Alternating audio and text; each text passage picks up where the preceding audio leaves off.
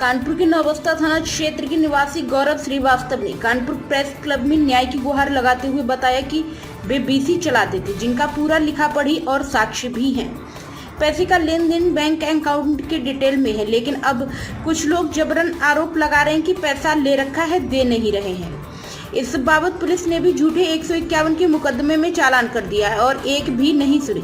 उन्होंने कहा कि वे बीसी का पिछले कई वर्षों से कर रहे हैं, कभी भी कोई दिक्कत समस्या नहीं हुई, लेकिन अब एक पूरा गिरोह मिलकर मेरे घर आकर परेशान कर रहा है और धमकियां भी दे रहा है।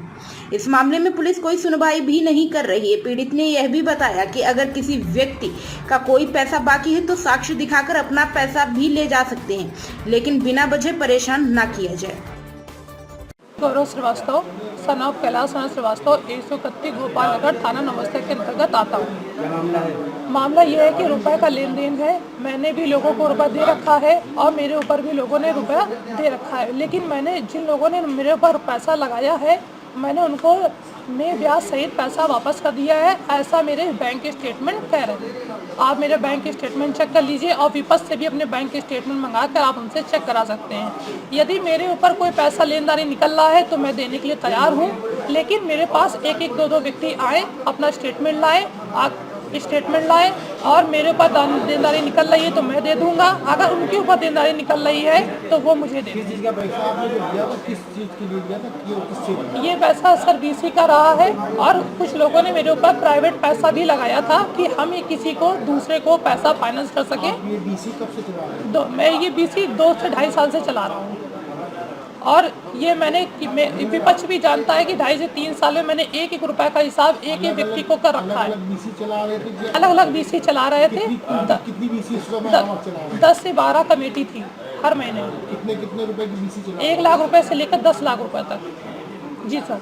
और मेरे जो लोगों ने पैसा नहीं दिया है, मैं उनसे चाहता हूं कि आप लोग एक लोग करके आएँ, अपना स्टेटमेंट बैंक का रखें और अपना पैसा अगर निकलता है तो ले जाएं समय सीमा के साथ साथ। और या तो मेरे ऊपर निकलने मैंने की है, मेरे घर में इन लोगों ने कब्जा कर लिया था। मेरी ब्रीजा कार UP 78 GY 8798 उठा कर ले गए, जिसका CCTV फुटेज मेरे पास है। ये भी मैंने थाना नवबस्ता में पहुँचा दिया। पुलिस ने कार्रवाई की, उन्होंने तत्काल कार्रवाई की। मेरे घर में जो कब्जा कर रखा था अनुचित लोगों ने, उन्हें तत्काल हटवाया गया। और बस मुझे इस बात का बिल्कुल अफसोस है कि पुलिस ने या बाहरी लोगों के दबाव में आते हुए मुझे 151 के तहत 2 से 3 दिन के लिए मेरे पर जेल की कार्रवाई की।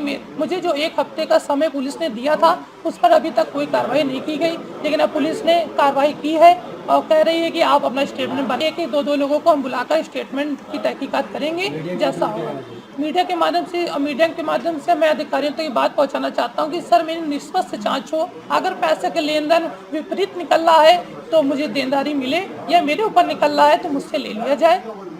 इसमें मोहित दुबे और सना मुन्ना लाल दुबे, इन्होंने मेरे घर पे कब्जा किया, इन्होंने मेरे घर की कार उठवाई और मेरे पास कई ऐसी चीज़ें हैं जो मोहित दुबे के लिए जाती है, क्योंकि मोहित दुबे मेरे यहाँ का 1.5 साल से ड्राइवर भी रह चुका है। ये मेरे रिश्तेदारों के जाकर मेरी जो अरेस्ट हुई वीडियो लोगों को दिखा रहा है और जिससे मेरे मानसिक दबाव बढ़ता जा रहा है। मेरी हालत भी 7 से 8 दिन से काफ़ी गड़बड़ है।